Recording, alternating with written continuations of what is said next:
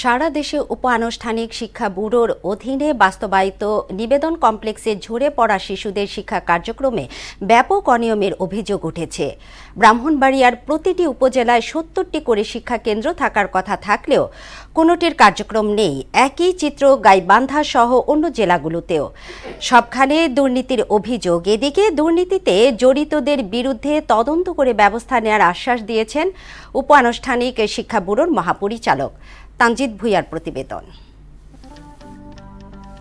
প্রায় ১২ কোটি টাকা ব্যয়ে ব্রাহ্মণবাড়িয়া জেলার ৫টি উপজেলায় উপ-আনুষ্ঠানিক শিক্ষা ব্যুরোর অধীনে শিক্ষা কার্যক্রম শুরু করে নিক, যেখানে সদর সরাইল, নবীনগর, বিজয়নগর ও আশুগঞ্জে ১ জানুয়ারি ২০২২ থেকে প্রকল্পটি বাস্তবায়ন শুরু হয়। বাস্তবায়নের সময় নিকের বিরুদ্ধে কোটি কোটি টাকা অর্থ আত্মসাৎ করার প্রমাণ মিলেছে, যদিও নিজের পক্ষে সাফাই গান আশুগঞ্জ প্রকল্প পরিচালক। এখানে কোনো প্রকার নাই, অনিয়ম নাই, যে একেবারে পড়াশোনাটা খুবই ভালোভাবে হয়, আপনি গেলে দেখতে পাবেন।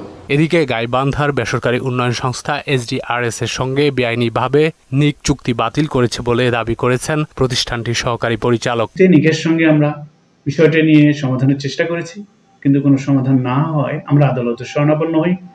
আদালত আমাদের সকল তথ্য প্রমাণে সন্তুষ্ট হয়ে নিকের ব্যাংক অ্যাকাউন্ট জব্দ করে। বর্তমানে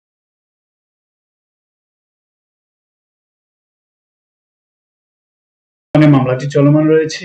আমরা ওই উপজেলায় আমাদের কার্যক্রম বাস্তবায়ন করে যাচ্ছি, কিন্তু আমরা আর্থিকভাবে কোনো সহযোগিতা পাচ্ছি না। অর্থ আত্মসাৎ সহ অনিয়মের বিষয় জানতে চাইলে নিজেকে সাংবাদিক পরিচয় দিয়ে নিজের মতামত তুলে ধরেন নিকের নির্বাহী পরিচালক।